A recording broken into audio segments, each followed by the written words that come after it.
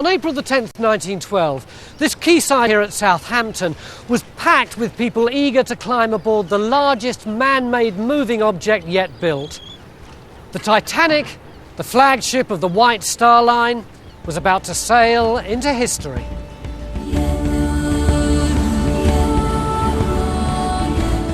Most people know what happened next. The so-called unsinkable ship,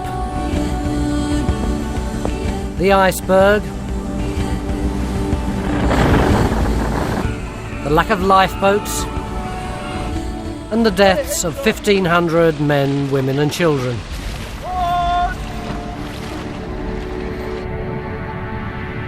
Since the wreck site's discovery in 1985, archaeologists, scientists and historians have explored and analysed Titanic's rusting hull, unlocking some of her secrets. But Hollywood film director James Cameron, a man who's absolutely obsessed by the Titanic, is leading one last expedition to enter the ship and solve the final mysteries of the world's most famous shipwreck. And he's invited me along to dive with him 2.5 miles down to the bottom of the Atlantic. It's an honour and it's a privilege. To say I'm excited is an understatement, but I'm also just a little bit scared.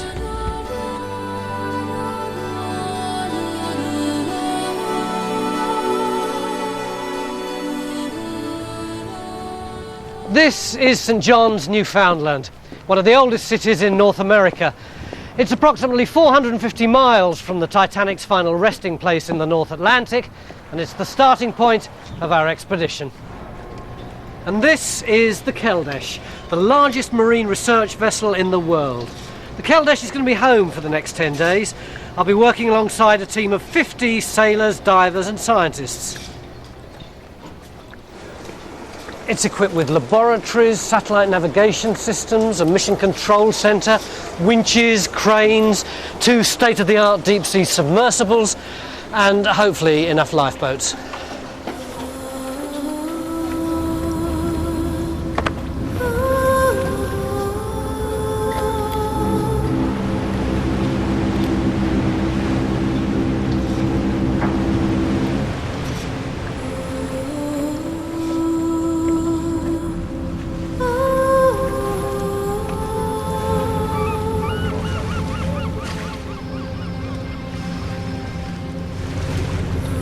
With an average speed of only 10 knots, half that of the Titanic, it's going to take the Keldysh almost 2 days to reach the wreck site. We head out over the treacherous Grand Banks of Newfoundland and into the deep water of the abyssal plain of the North Atlantic. I'm scheduled to dive in 7 days, so I've got plenty of time to immerse myself in the expedition and meet the team. After making 35 dives and spending over 300 hours exploring the wreck, this is to be Oscar-winning movie director James Cameron's final expedition to Titanic.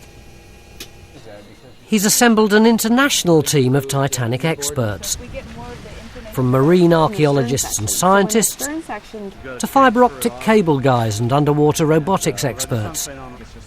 The Americans, Kiwis, Canadians, Russians and Brits share Jim's passion for all things Titanic. It's like a shuttle launch, you know, you get all keyed up, you get in there, you're all installed, you're ready to go. On his last remaining dives, Jim's great goal is to penetrate the wreck deeper than ever before, entering the decadent Turkish baths, the tangled machinery of the wireless room, and the luxurious first-class passenger cabins. Oh, say it's not the clock. Say it is not the clock on the mantle. Oh my God! By exploring never-before-seen areas, he could finally solve some of Titanic's outstanding mysteries. Did the wireless operators stay at their posts until the bitter end? What time did the cabins finally fill with water? Titanic, despite what you might think or what you might read, is not a closed book. The story is still full of holes. There's still so much mystery around exactly what happened. Sure, the general picture is understood, but the details, so many details are still in question, are still missing, were never recorded. Artist Ken Marshall paints highly detailed pictures of the Titanic wreck. Everything from rusting rivets to portholes is based on painstaking analysis of video and still images. This forensic approach to the exploration is more like crime scene or air crash investigation than conventional archaeology. Jim's going to attempt to send live video pictures 12,500 feet up from the wreck to the Mission Control Centre on the Keldysh. This is where we'll analyse every frame, trying to piece together the minute details of her interior, decoration and layout before she's lost forever. This would be the headboard, maybe? Let me see. Titanic has spent over 90 years on the ocean floor and she's deteriorating rapidly. She's covered in bizarre alien life forms known as rusticles. Titanic is literally being eaten alive. This is really weird science to me. It is. It's almost to the realm of science fiction. But looking at other wrecks, Titanic, of course, was the first. But these wrecks, it's happening everywhere. It's a natural process. And Mother Nature is very good at using what's out there and recycling it almost. The science, technology and forensic analysis are all very impressive, but in my mind they get in the way of the real story of Titanic.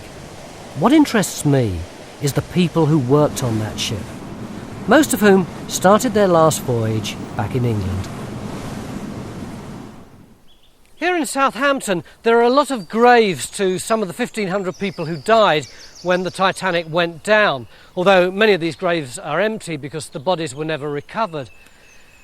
I'd like to find out more about the people who were lost. One in particular, a Robinson, James William Robinson. His body actually was recovered and then it was buried at sea, but he was a ship's victualling steward, which is exactly the same job as my granddad had for the best part of 50 years on the South Africa run, so I do feel quite a lot of empathy with him.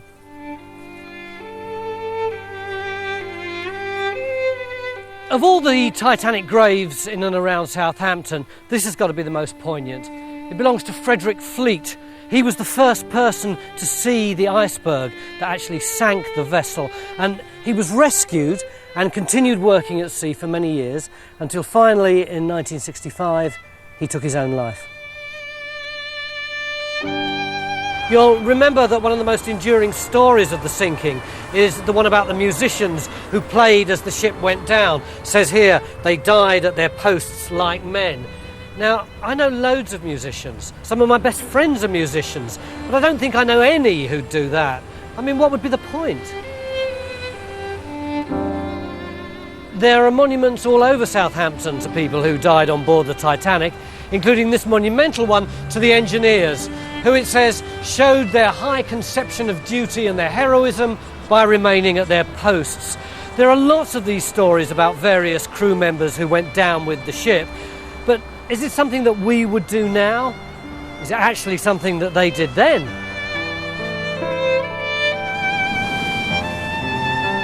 After 36 hours and almost 400 miles, we're nearly at the place where Titanic foundered. There's nothing here that even hints at the scale of the disaster. The ocean's so empty and vast, it feels a million miles from Southampton. But in a few days' time, I'm hoping to get so close to the place where Frederick Fleet first spotted the iceberg, I might almost touch it.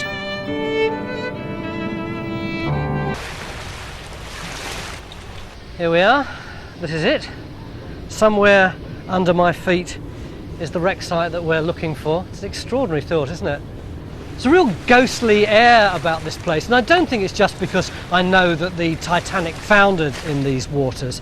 This is where the Labrador Current meets the Gulf Stream, so there's always a lot of mist and haze hanging over the sea here. Imagine what it would have been like on a moonless, freezing April night. It's hard to get your head around the extent of this ocean. We're 2 days out of Newfoundland and we haven't come across one single ship, and it's hundreds of miles in each direction before you hit land. And below us is one of the deepest parts of the Atlantic. It's something like 2.5 miles before you reach the bottom. If I chuck this walkie-talkie over the edge, it would be over 5 minutes before it reached the bottom. Not that that was necessarily the case for the Titanic. Some people say that it would have floated down like a leaf in the wind. although others say that it probably torpedoed down until it hit the bottom with an explosion which was the equivalent of a small nuclear blast. But whatever happened, it buried itself something like 50 feet into the ocean floor, and miraculously, when it landed, it was still the right way up.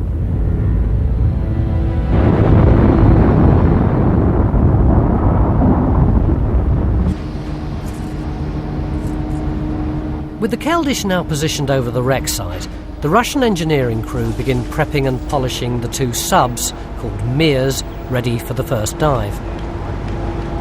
You? Yeah. Go Yeah. down? Yeah. Oh, it's good. Yeah? It's good. I wasn't on the Mir down. Very much man. But I go down in those submarines, Argus, Russian submarines. Yeah. I was pilot and go You're down. pilot? On submarine from Russia. I'm just beating myself up for how racist and sexist I am. I thought Olga was the cleaner, and she's a scientist, she's an engineer, she's a chemist. She's got more brains than I've got fingers. I'll be going down to the bottom of the ocean in one of these things in 5 days' time, and I don't even know how they work. Carl Spencer, one of Britain's most experienced deep-sea explorers, gave me a quick tour. This is one of only a pair of submersibles capable of diving to the depth of the Titanic. How far down will it go? 6,000 metres. So at the depth of the Titanic, 3,784 metres, we're well within the working limits of the Mirs. What will stop it crushing in on itself and squashing me to the size of a pea? Well, the actual cockpit is actually a 7-foot diameter nickel alloy sphere. It's 9 inches thick. There are 3 portholes on the front. The portholes themselves are made out of plexiglass. They're 7 inches thick. I mean, this thing is a pretty strong piece of engineered equipment.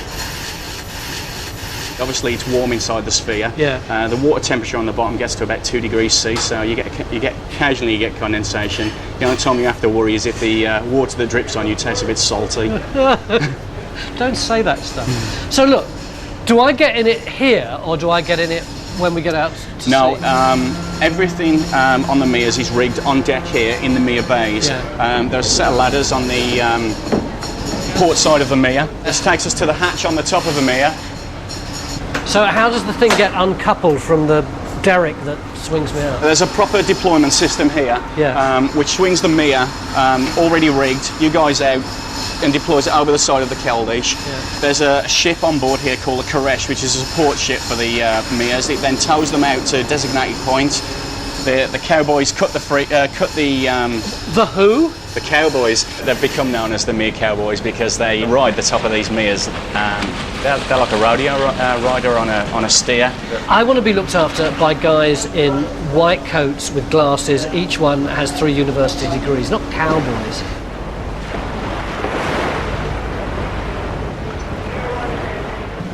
We've got a bit of a problem actually, which is that there are loads of currents here, not just on the surface, but halfway down and cross currents too. And we can't chuck an anchor down 2.5 miles. So the boat keeps drifting and we constantly have to keep repositioning, and the subs have to keep repositioning too. It's a really delicate and frustratingly complex operation. With the Keldysh repositioned, Jim's ready to make his first dive, to explore the wreck and test the surface video link. The video pictures are sent back to the Mir, and from the Mir up to the surface via 20,000 feet of fibre optic cable. It's critical that this fragile umbilical, costing $1 a foot, doesn't snag or snap on the long descent. The cable's controlled and paid out from an inflatable boat to minimise drag and drift in the mid-ocean currents. It's a delicate balancing act, letting just enough out without putting too much tension on the cable.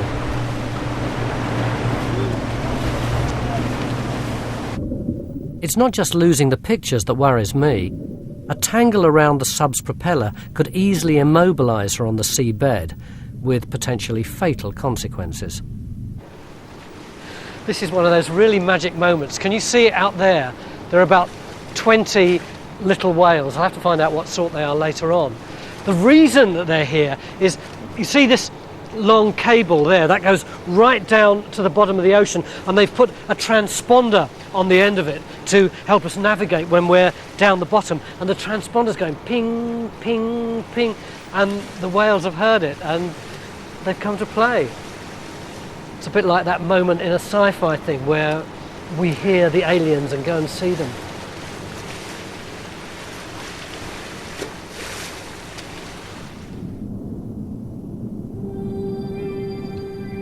After a dark 2.5 hour descent, Jim in his Mir finally hits bottom. The bottom of the sea, baby, bottom of the sea. Just follow the skid marks. They'll take you to Titanic. All skid marks lead to Titanic. It's Titanic, dude.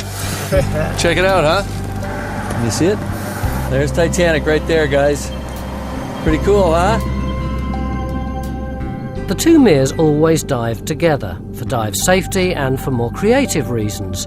Mir 1 carries the lights and Mir 2 the cameras. The Mirs are too large to enter the wreck. Instead, each sub is equipped with remotely operated robotic cameras.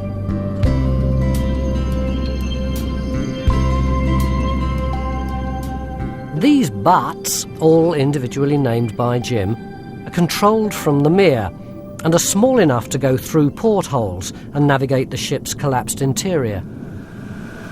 Now, just so you don't think I'm sitting here playing Halo 2 at the bottom of the ocean, I'm actually flying a remotely operated vehicle whose name is Gilligan.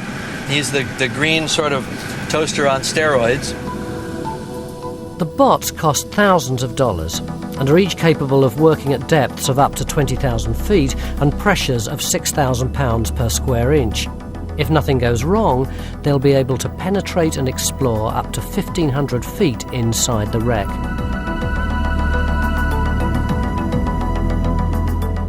So far, so good. Jim begins to feed live pictures back up to the surface. On the Keldysh, this is my first glimpse of Titanic's interior. She seems to be covered in swaying stalactites. Those are called rusticles, icy type structures that have iron, a lot of iron and manganese and sulfur in them. So they're actually biological in nature. They're created through bacteria. So are they animal or mineral? Both, actually. The rusticle itself is created by the bacteria, and the mineral part comes from the ocean, such as the calcium or other elements that are coming out of the ocean, as well as the ship itself. So where do they come from, these bacteria? They're actually naturally found in the environment. They're bacteria that are found within the ocean in biocolloids, which are sort of slime matrices within the ocean itself, as well as the ship itself would have carried down probably the first food source for these types of bacteria. What is it they're after? The bacteria's main goal in life is, of course, food, water, which there's plenty of, and gases. Oxygen, nitrogen, methane, whatever gases are produced. It's not one kind of bacteria, but a community or a consortia, a group of bacteria that work together in almost a symbiotic relationship.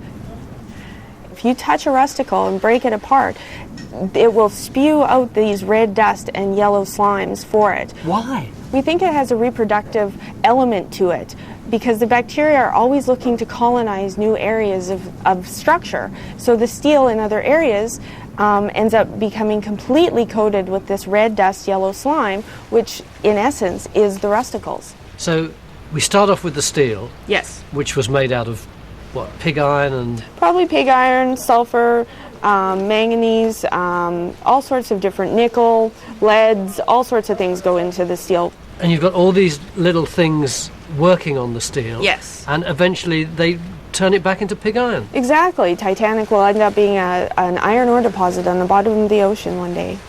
Can you measure, by looking at the rusticles, how long it's going to take the Titanic to break down? It's deteriorating quite quickly, so we're looking at about 80 to 100 years before Titanic becomes an iron ore deposit. Long before that, the hull will become so eaten away by bacteria that it'll collapse in on itself, destroying all the archaeological evidence inside. I think we're in. The first target of this dive is the Marconi wireless room, a place charged with tales of bravery and heroism. This is where, on the fateful night, wireless operators Harold Bride and Jack Phillips spent hours tapping out and transmitting Morse code distress signals. Their actions led to the rescue of 700 survivors. The question is, did they really stay at their posts as water flooded the room?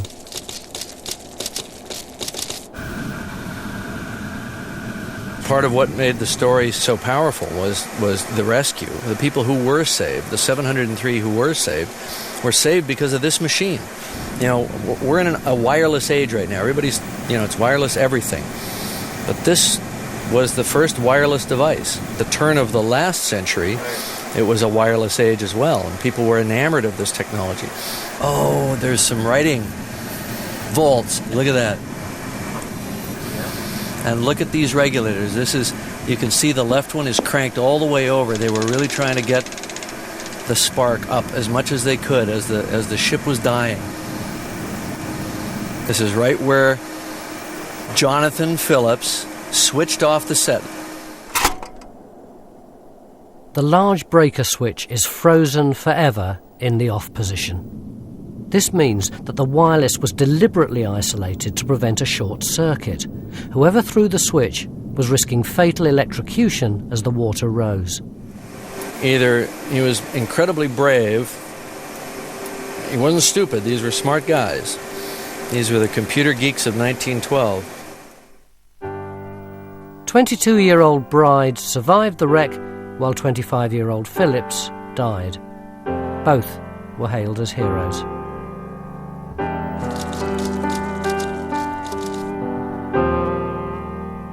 The next dive target is one deck down, on A deck. Jim's looking for a suite of cabins occupied by the Duff Gordons, a high society married couple made notorious by the sinking. There's something about the Titanic story that's truth is greater than fiction, where you have the largest ship in the world on its maiden voyage. It's supposed to be unsinkable, and you filled it with all these wealthy and influential people, and the man who designed it is on board, and the president of the company that owns it. And then it hits an iceberg and sinks so slowly that there's all this drama acted out. Sir Cosmo and Lady Lucille Duff Gordon were among the first people to leave the sinking ship.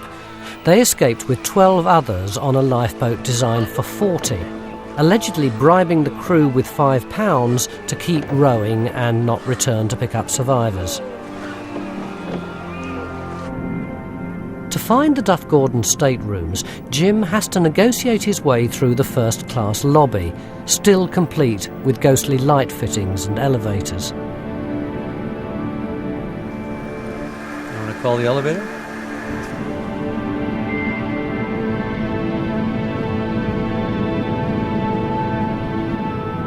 To drive and navigate these bots in such enclosed and collapsed spaces, you need a unique sense of spatial awareness.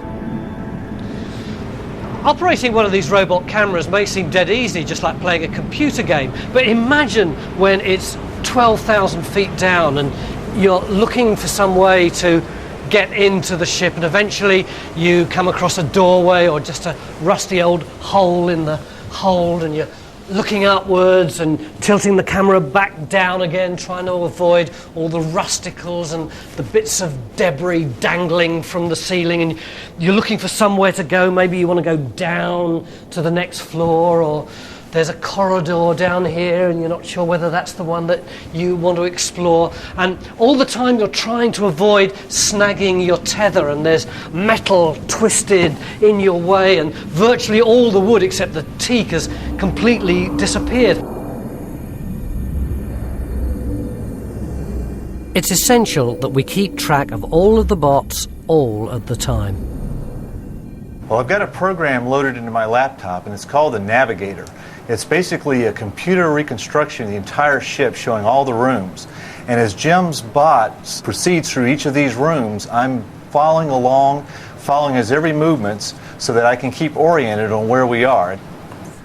There's a web frame to our left. Is there a window right past that web frame? The door into the Duff Gordon stateroom has completely disappeared.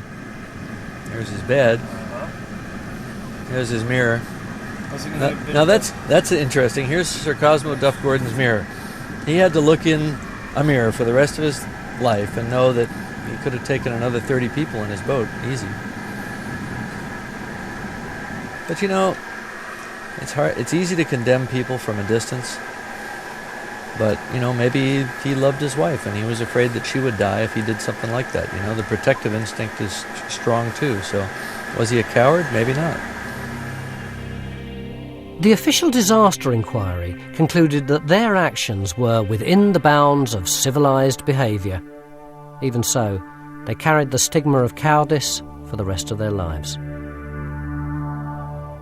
It's pretty open above. Oh, look. Oh, yeah!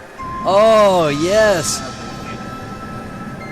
Now we see what the engraved windows look like. Nice. You never know when Titanic's going to surprise you. And this is Lucille's room. This is definitely Lucille's room. The centrepiece of the window is a medieval sailing ship surrounded by Celtic knotwork and mythical beasts. Yeah, a little Celtic nautical motif. This discovery is important. It's the first time anyone has ever seen the design. Nowhere in Titanic's plans was this pattern ever recorded. Purely by chance, this is the only decorated window known to have survived the sinking.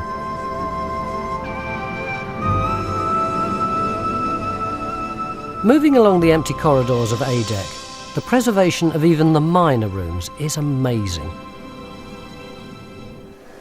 So this is a lavatory on our left here. Pantry. Is that what it says? Yeah. Pantry. Oh, well, that might be interesting. Let's take a look at the pantry. This whole room looks ridiculous. Look, there's things on the wall. Oh, we're going in. We are going in. Bowls. Oh my God, look, there are dishes in the cabinets. There's something about seeing it in situ like this. These fancy dinner plates would have been used by the likes of the Duff Gordons. Who knows? Maybe they were even stacked here by my namesake, the steward James Robinson. I mean, normally you'd have stuff piled on top of it, but these have been protected. That shelf right above has been protecting these plates. Given the precarious state of the wreck, it's not going to be long before these will be lost to history too. This rapid deterioration is creating arguments within the archaeological community as to whether artefacts from inside the wreck should ever be salvaged. I'm starting to think, should we think about somehow saving some of these things from actually inside the ship? And this is very sacrosanct to some people and very controversial, who think that you can salvage some things from the debris field, but never, never, never even think about going inside the hull and recovering anything. And I'm starting to think, you know, come on, what's the difference here?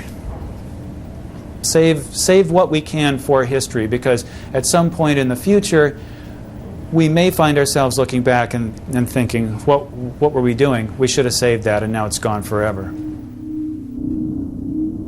It would take international legislation to get permission, and a great deal of money to retrieve the internal artefacts of Titanic.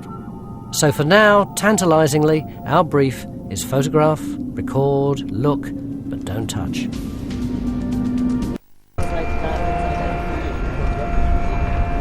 With only 3 days before my dive, we've got problems on the Keldysh. The fibre optic video link that worked so well on the previous dive is broken. Multiple hoggles. Somewhere along the fiber optic line, we fouled the connection. We're not sure exactly what happened. It kinked, broke, something along those lines. We have to identify what the problem is now. So it's essentially just a communications problem? It's just a communications problem, yeah. Everything was fine. We had audio link, we had video link. And you weren't leaking? Topside. We weren't leaking. And it was all looking good.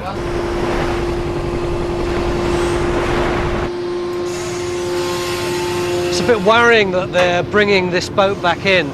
The first Mir was supposed to be launched at about 8 o'clock this morning and ended up being launched at 5 to 2, I think it was, and it's now 7:15.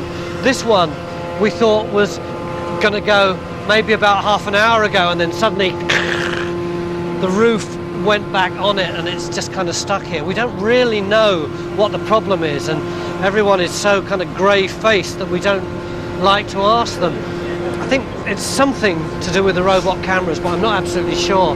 Although in a funny kind of way, the fact that they're taking so much time and trouble about getting everything set up doesn't make me feel more unnerved about the fact that I'm going to go down. It makes me feel more safe, because I feel if they're going to take that much care about just getting the cameras right, then they're going to take an equal amount of care about me.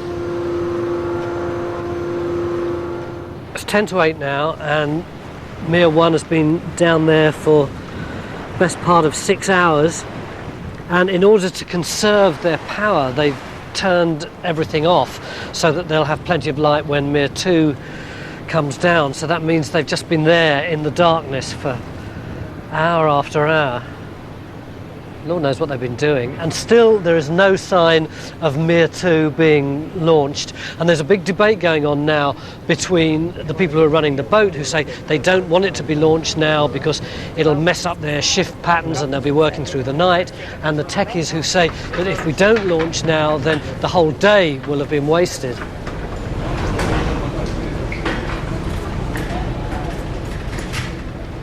It's 5 to 9 now. We were just about to go. Jim had made the decision, but we've drifted 2 miles off course, so it's going to be another half hour in order to get back to where we're supposed to be. But the other thing is that the weather forecast... Belinda, can I borrow you for a minute? What did they say the weather forecast is going to be? The weather forecast it's forecast or predicted between 2 o'clock and 4 o'clock in the morning that a whole series of weather systems will come together, several low pressure systems, several frontal zones, and that will create weather, a 2-hour approximate zone, sort of window of 30 to 35 knots, 2.5 metres swell, another metre of sea on top of that, so something like 3.5 metres, wind, lightning, and lots of excitement. Can we go down in that?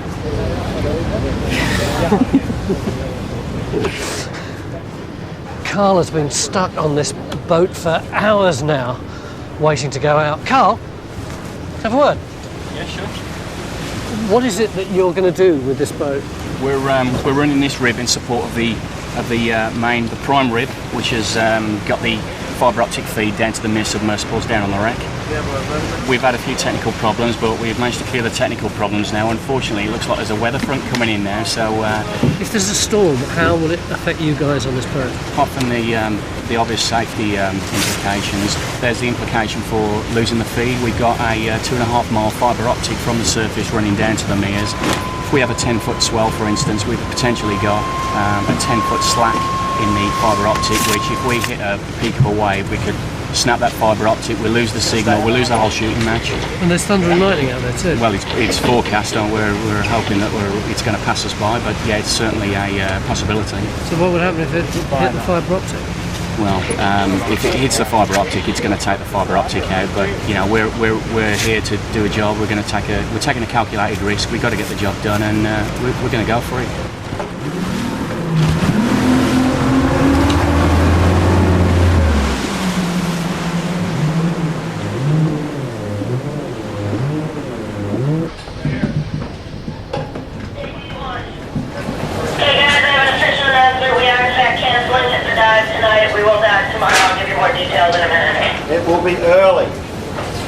10 to 10, the whole thing's been knocked on the head for the night. Jim's just coming out. Mir 1 has been on the bottom now for over 8 hours. No light, no power, waiting for something that isn't going to happen. It's like a shuttle launch, you know. You get all keyed up, you get in there, you're all installed, you're ready to go. You're stacked on the pad, ready to go. And then thunderstorm comes with a nice scrub. It's the same deal. Right. Alrighty, let's get everyone up. Make sure we get attack everyone at dawn. Early night. 12 hours on the ocean floor, and Mir 1 safely recovered after a completely wasted day.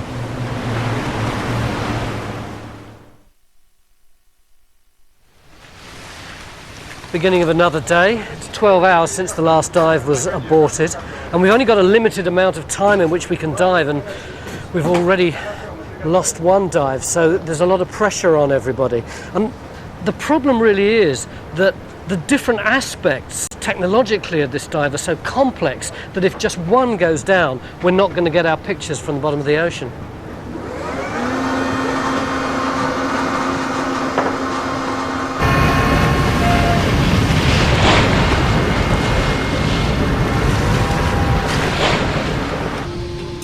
After a 28-hour delay, Jim finally launches in Mir 2. What with the weather yesterday and the lost dive, we're under serious time pressure. So Jim's next dive is going to be really ambitious. Over 12 hours and targeting lots of areas that could yield amazing artifacts. All right, this is the grand staircase right here coming up. And there it is. You're looking right down into the curve of the A deck level.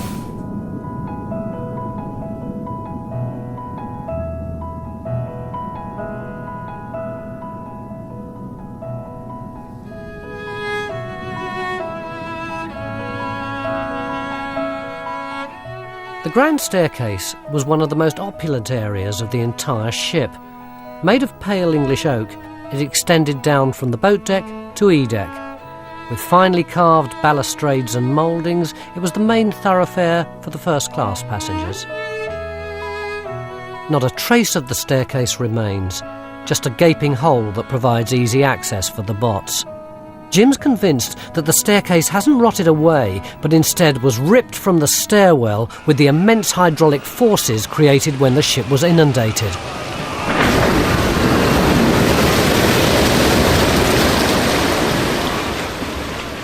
We're going to go down actually 6 decks, and we're going to try to get into the Turkish baths, which we've never seen. Nobody's ever seen it, not since 1912. Jim's first target, the Turkish baths, are below the bottom of the grand staircase on F deck. The baths are tantalising, as only one photograph exists showing what they look like. But knowing that they contain teak furniture, brass and bronze light fittings, and were decorated with glazed ceramic tiles protected by steel walls, means this could turn out to be the best preserved room in the entire wreck. Considered the height of decadent luxury in their day, the Turkish baths didn't meet with everyone's approval. One first-class passenger, Mrs. Daisy Spedden, who survived the disaster, was less than thrilled with the experience. "It will be my first and my last," she said. "I've never disliked anything as much in my life." Door to the Turkish baths is just ahead to the left. But is it closed or is it just ajar? Oh, it looks like access into something. Now I feel like, the archaeologists that found King Tut's tomb, what it must have felt like to them. Tell them we're in the Turkish baths and we see the tiles. We are in the Turkish baths and we see wall tiles. You guys made the call. Look at the quality of preservation. Yeah, Ken called it totally. The preservation of this room is unreal. Unbelievable. Look at this. There's one of the beds. Yeah, look, there's one of the lounges. Now, I guess these are more of the chaise. Look at that one, it's intact. You talk about deck chairs on the Titanic. Unbelievable. Oh, man. This room is really frustrating, not just for me, but for all the archaeologists. So near, and yet so far. It's hard when something is so technologically advanced and so based in what it takes to get us out here. You mean there's a lot of technological guys and actually their priorities tend to predominate? Bingo. Well, if they can't get us down there, we can't do anything. Yeah. And if they get us to... Oh. No, I was just thinking, but that means that you can't record in the same way that you would as an archaeologist. You can't lay a grid down. You can't say, I've found a certain collection of things right on this point, which may mean something or not. And you do have to go around that, and it is actually extremely difficult to look at an archaeological site and see vertical integrity. Well, look, I've got this room, and it has walls and a roof. Yeah, you're looking at it in a completely different way. And so we tried to come up with this system of nodes where we would go in and survey each room using the little ROV, get a 360-degree view, and then at least bring that back and have image database of Titanic. But it is more of a matching it to the historical record than any actual excavation. We're not disturbing the sediment at all. But there must be some value for you as an archaeologist. There is definitely, and for me, it's that we're going to try and put this artifact database in the public domain. We're going to post it on the web and make it accessible to everyone. Look at the decorations. That is like perfectly... The baths have survived virtually intact due to the walls being made of steel. Even the ceramic tiles are still attached. Oh, look at that. The designers were obviously trying to create a Moorish feel to the place. Tiled peacock bird motifs, alongside highly ornate carved wood domes and finials. Teak's the only wood known to survive on Titanic. The treated hardwood seems to be immune to decomposition. Oh, there's look at the preservation of the woodwork. Even the Star of David carvings underneath the half dome are still sharp and visible.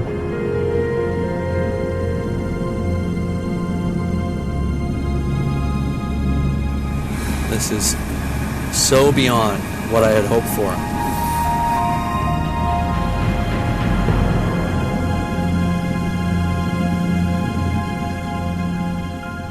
Despite our look but don't touch approach, there are some people who maintain that Titanic should be completely left in peace. After all, 1,500 people died in the disaster. Some people look upon Titanic as a memorial that should have never been touched, never been disturbed, and indeed some people think it should never have even been found or photographed. There's quite a large spectrum here from those extremes to the other extreme, which is, salvage everything you can from the site, recover and preserve and restore and conserve as much as you can, because Titanic is slowly deteriorating and collapsing, and inevitably this is true. I tend to fall more on the side of recover what we can, not before very thorough documentation. Photograph where everything is in situ, in its position, document, measure, whatever you can, but certainly within a century, everything within that ship, no matter how historical, how rare, they will all be destroyed and lost forever.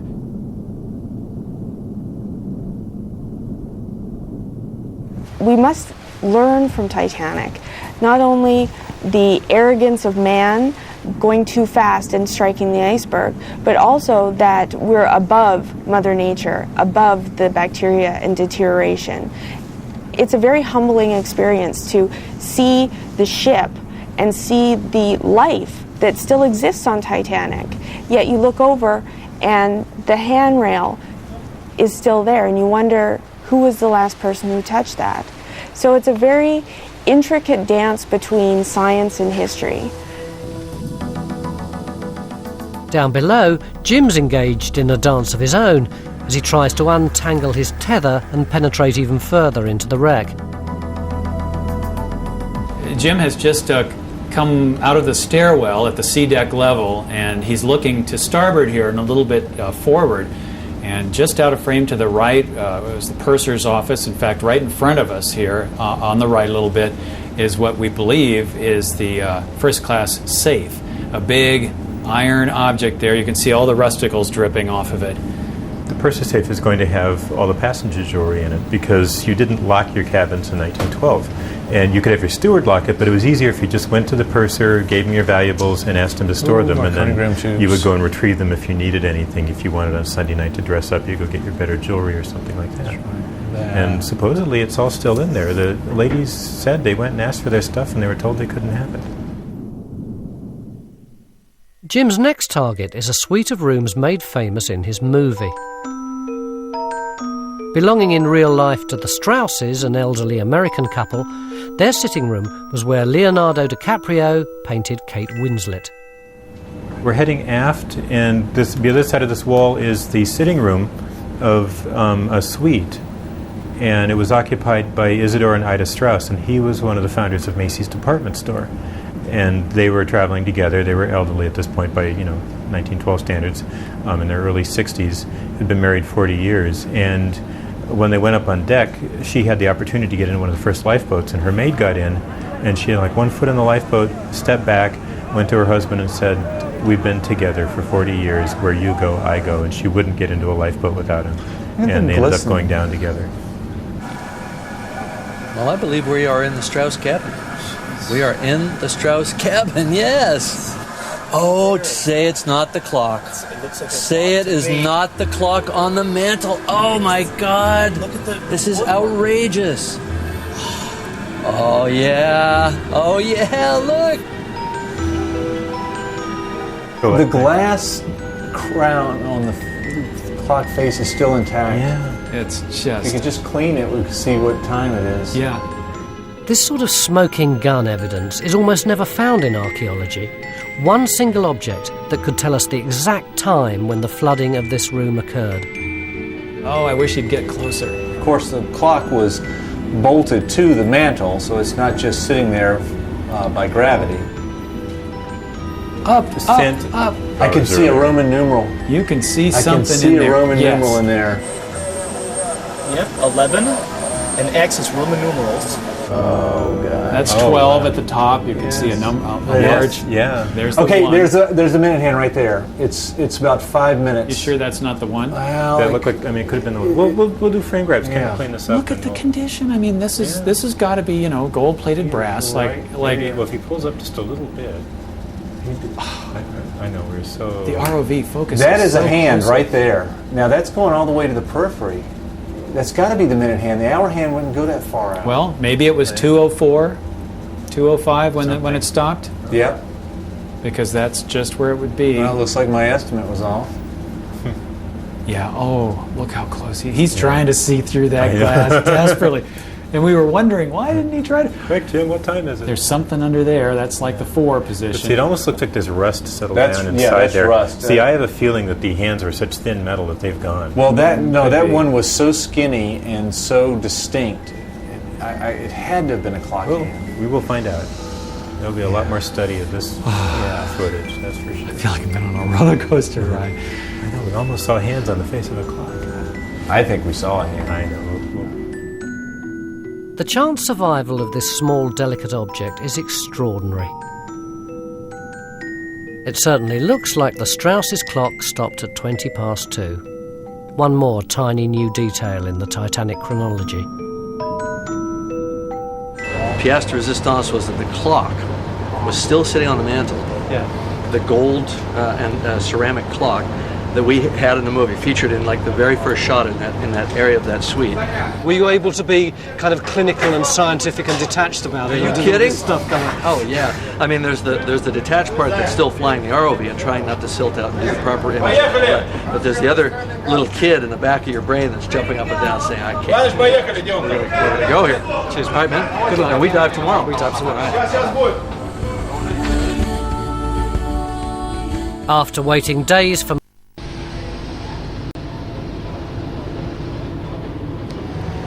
Up until now, I've watched all this stuff rather dispassionately. Jim came out of the water about 7 hours ago, and the guys are doing the essential maintenance so that it can go back in again. It's a bit like a pit stop in a Formula One race. The only difference is that in 2 hours' time, it's me who's going down there. So get it right, lads.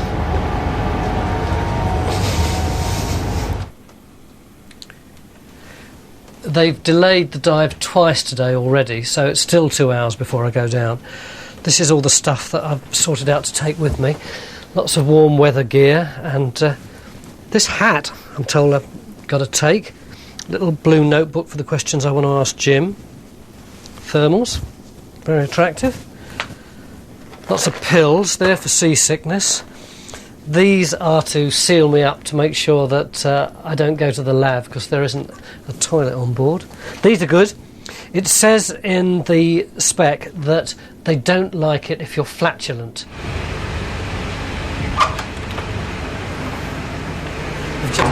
We've just done the dive brief. Boy oh boy.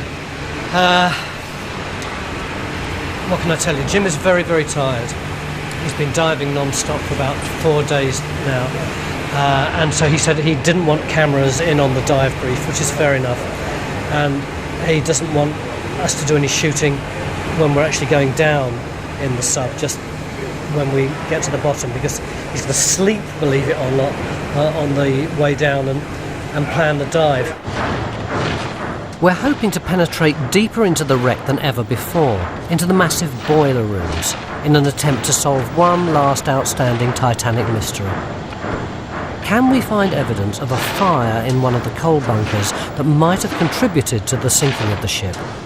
Given the amount of razor-sharp twisted metal that's sure to be down there, it's a high-risk strategy, for us and for the bots. He's taking 3 down there. If all 3 work, then we should be able to cover an awful lot. If 2 work less, if 1 works, then hardly any. But given that this is the last dive, those poor little bots are getting quite tired, and we just won't know how they're going to hold up until we get down there.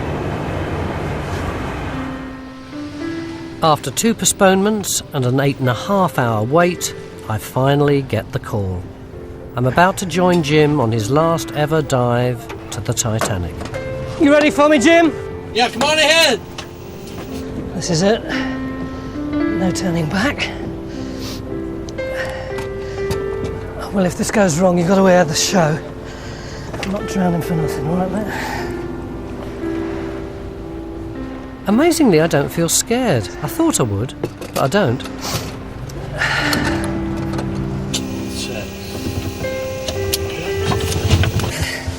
This is the biggest sub of its depth class in the world. If this is the biggest, I'd hate to be in the smallest. I'm going to have to spend at least 12 hours in here. A lot of electric, and you want to keep... Our pilot Jenya gets in, and the hatches are battened down. All the sound of the outside world suddenly disappears. It's like some sort of weird sensory deprivation. I'm getting really twitchy being surrounded by all these electronic buttons and switches. I really don't want to press anything important.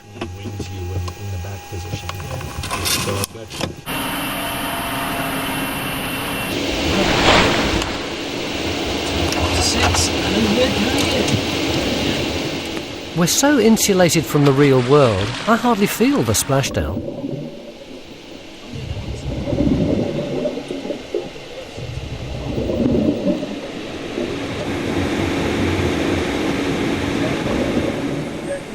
Descending at over 5,000 feet per hour, it gets completely dark outside in less than a minute.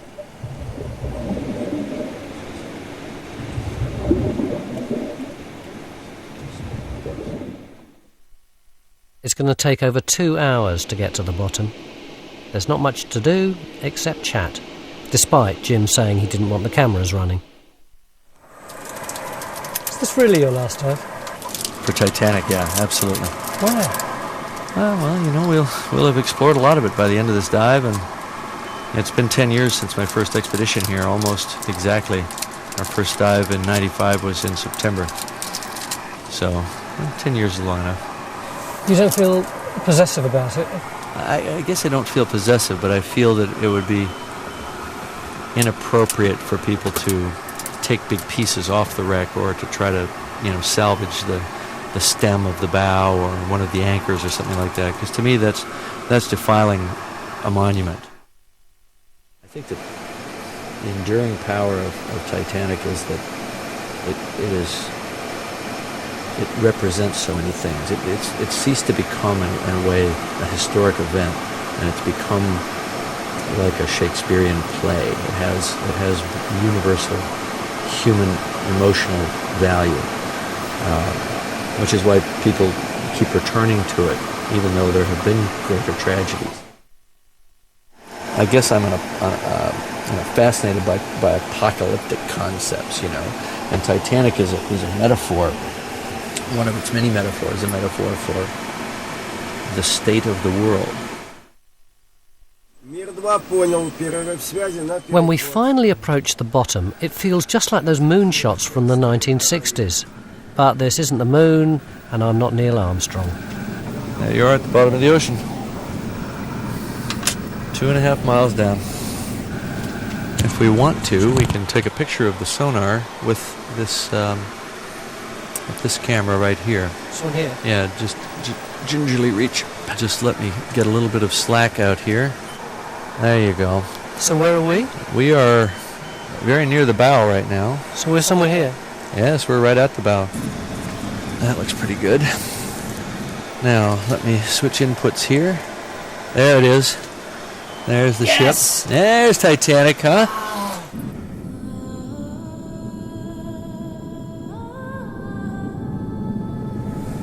There you go.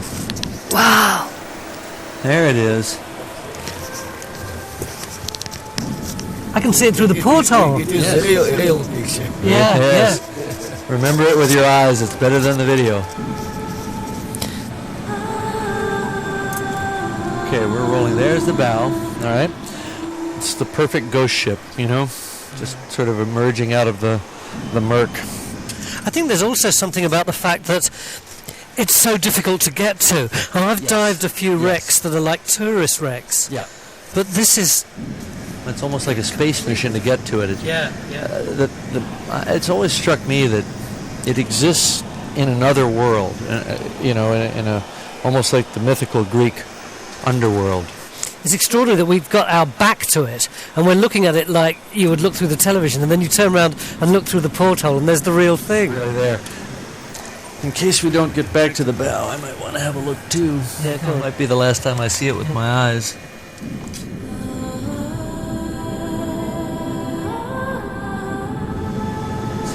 Massive chains. Yeah, they're huge. Each one of those links weighs up 150 pounds. Looks like the set for the first act of an opera. Yeah, it definitely has a very strange quality. Before we go exploring inside the wreck, Jim's planned a tour of the deck. We're going to head aft. We're going to see the spot where the ship's band was playing. So this is where they would have played. I mean, this is on my first dive to Titanic in 1995. We landed here, and it wasn't a legend anymore. It was a real place where real people had died, where a real tragic event had taken place. And something about looking out at the deck, at this rusty deck that barely looks like anything, and knowing that that's right where the Titanic band had played. Does Jim think they really played until the ship went down? Musicians, you've worked with musicians. No, musicians drive you nuts. They're flaky creative types, you know. They're almost as bad as filmmakers. No, these guys were heroes. They were paid some ridiculously small amount of money. They just had a 30% wage cut. Yeah, they had a wage cut. And to put it in perspective, the White Star Line, and probably all the steamship lines, they were so stingy that they only paid the widows 3/4 of their outbound pay because they didn't finish the job to New York. And they charged them for the lost uniforms. You know, I mean, these guys were just lowly paid guys that just played for a bunch of people that never listened.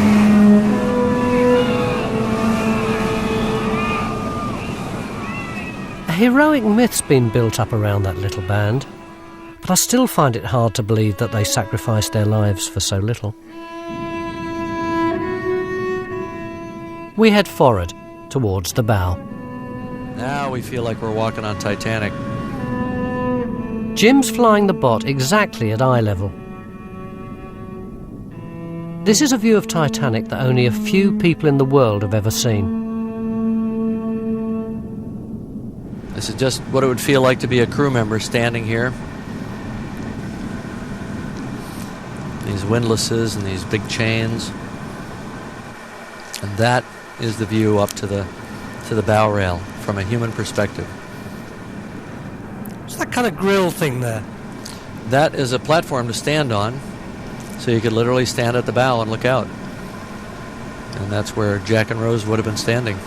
This is what it would have looked like to look out over the ocean from about the height of a human perspective. It's nice, Jen. It's good. Just hold there. Wow, this is really cool. I never thought I'd be standing here.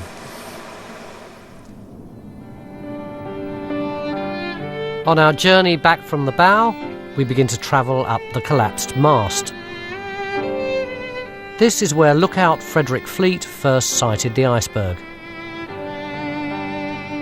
The mast has suffered a major collapse over the past few years.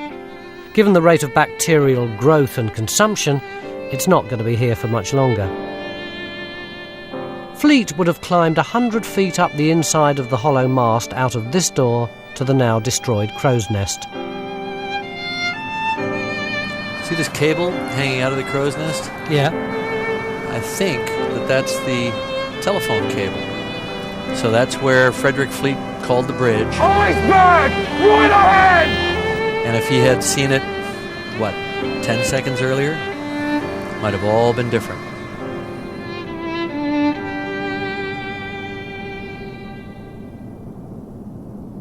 We've moved up to the bridge, and you can see that it's pretty devastated up here. You can see the corner, there's like a wooden baseboard there. That would have been the outline of the wheelhouse. All that remains is the telemotor, the bronze steering mechanism that once held the ship's wheel. What happened here was that a ship went down so fast that the currents of water flowing over it snapped the guy wires that hold the mast, and it fell back and hit right here on the bridge, and it shattered the face of the wheelhouse, and the flow of water just tore it all off.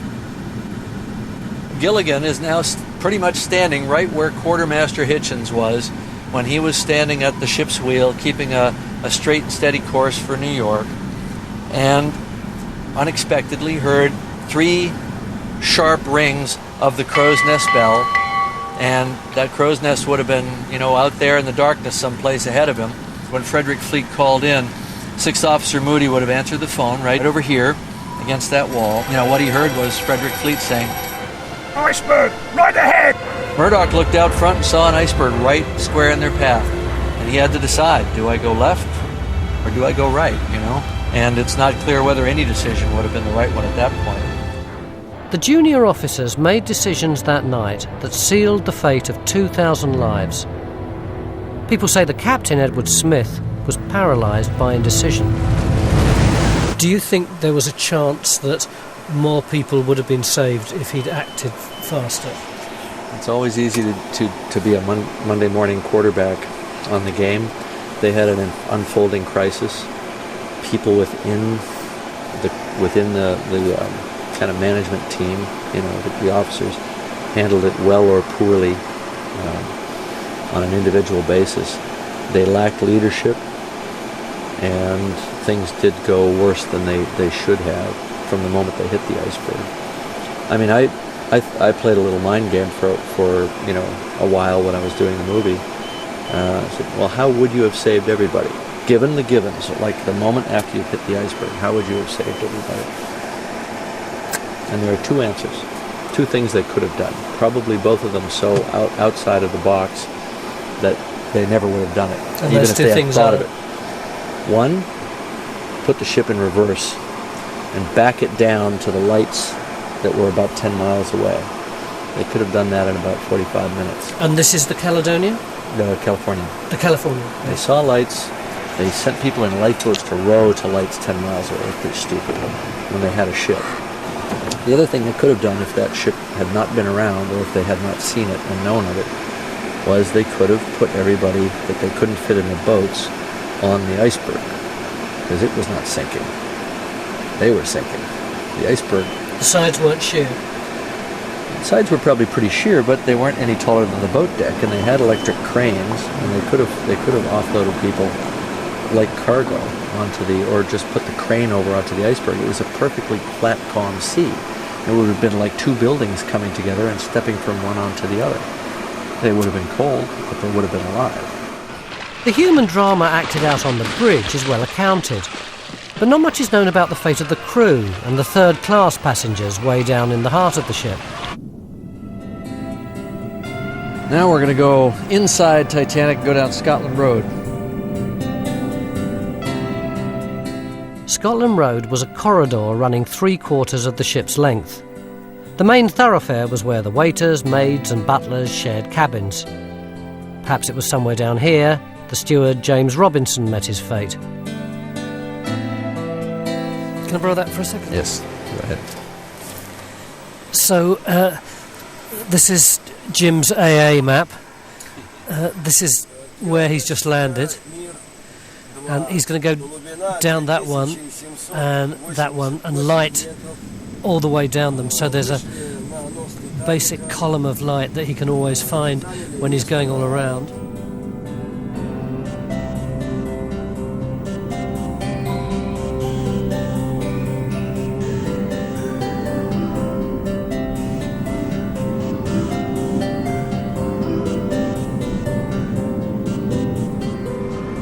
Set of stairs, quite nicely preserved.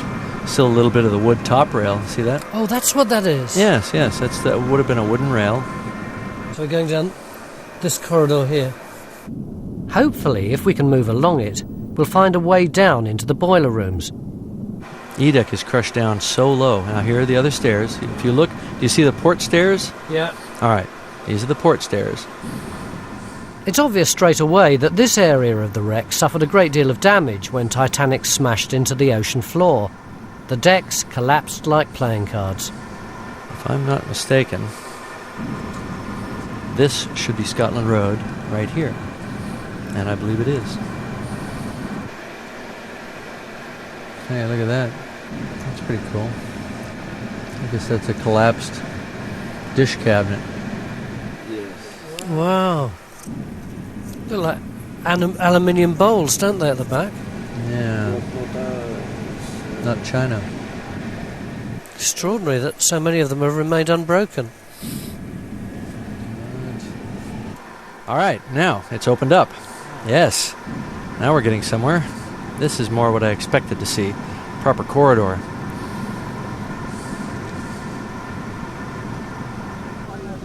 Ah! That's our door. That's our door, guys. Look at that. That's a fiddly right there if I ever saw one. A fiddly was the fixed metal ladder that acted as an escape route from the flooding and exploding boiler rooms. It could be our only way in. Oh, that's not good. What the hell was that?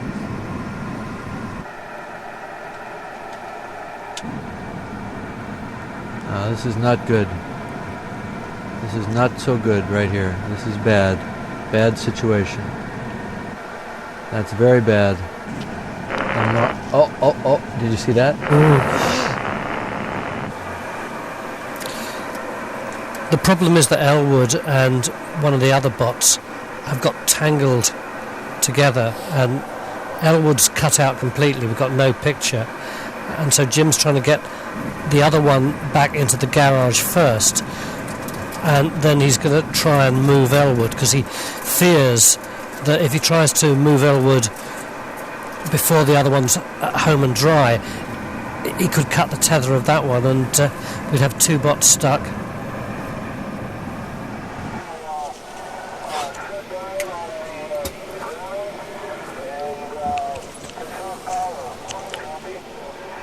Guys, we got a situation. You need to just chill out for a little while. Conserve energy. All right, we're on a rescue mission now. Before we can go any further into the wreck, we need to rescue Elwood. He stopped moving and stopped sending us video pictures. It could be that his tether's tangled, or maybe he's just run out of battery power. The only way to do it is to use one of the other bots to nudge and bash him back into his little garage on the mere. Not very scientific, I know. Have you any idea which direction you're going? No idea. I'm just hunting around till I run into my tether. The strange thing about being in the mere underwater is that you're totally disorientated. Part of you knows that you're in the submersible. Another part of you thinks that you're outside at the bottom of the ocean. And there's another part of you that thinks you're actually inside the little robot camera.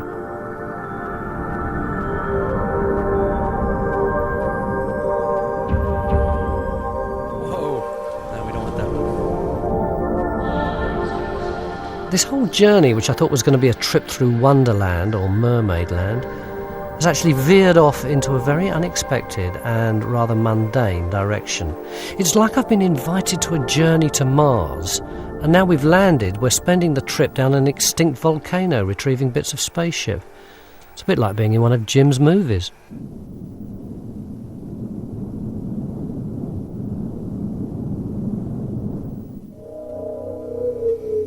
I was right. I didn't feel frightened. Well, apart from when we first landed on the deck. It was covered with rust and full of holes. And as we touched down, the sub just lurched and tilted a little bit. Now, I know that the greatest danger for any submersible is if you get trapped and tangled up. So I'm sitting there thinking, what's going to happen if we slip and plunge down into the hold now? There's not going to be much chance of rescue. I'm going to die. And it's going to be a slow, horrible death that's going to take 72 hours before we run out of oxygen.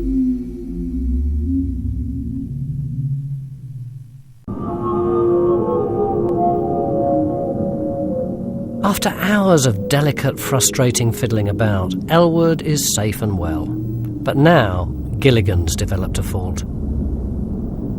1.5 bots down and we're going exploring. Yeah. Guys, can you go back to the grill door and shine your spotlight? I must say, there's a certain touch of class to navigating through Titanic with someone who has such a perfect accent. I'm quite enjoying this. We're still trying to get into the boiler rooms, this time via the squash court. So we're coming down from E deck, this is F deck here, these stairs here, by the squash and racket court. Exactly. And I think the squash court is squashed from what I can see. They don't call it a squash court for nothing, boy, I'll tell you. But this is right where the ship is buckled. The whole ship is buckled right here. We're right at the point where Titanic broke her back when she hit the ocean floor. The percussive force crushed the decks, making access for us extremely tight. Didn't expect there to be a lot of good preservation in this area. I was sort of hoping more to get past it, but...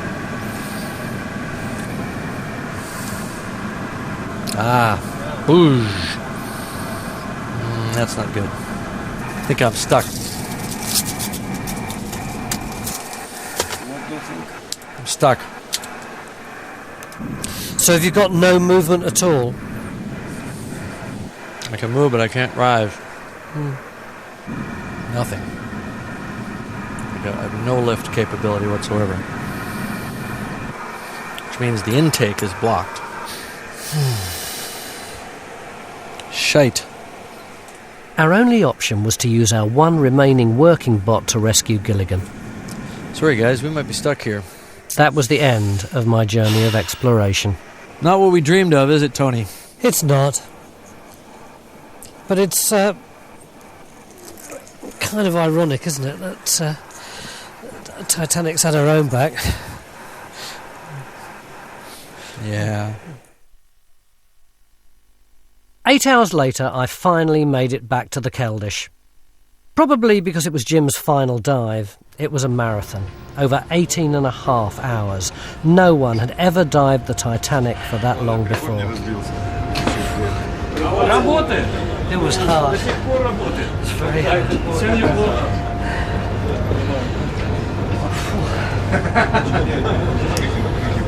It wasn't anything like I expected it to be.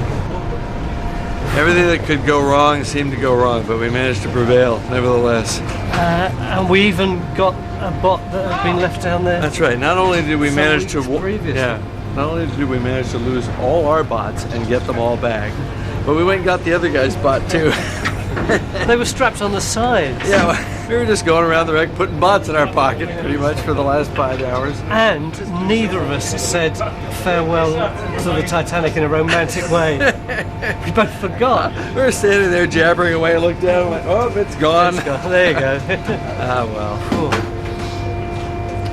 Full on, that was. Yeah, it was pretty full on, wasn't it? Did a lot of flying. Cheers, Some nice stuff. All right. Pleasure diving with you, Tony. At the beginning of my journey, I wanted to see if I could find out the truth behind those legendary stories of heroism and sacrifice that have always surrounded the Titanic. Unfortunately, diving the ship didn't give me the answers to those questions, but what it did do was help me understand the scale of the disaster. Titanic is so huge and imposing that whatever individual human tragedies were acted out that night sadly seem to me now dwarfed by her sheer physical presence. But if I did get a glimpse of the people who were there, it was through the ghostly artefacts still inside the cabins and corridors, which painted for me a much more vivid picture of a bygone era and a group of people brought together by fate than any faded black and white photograph ever could.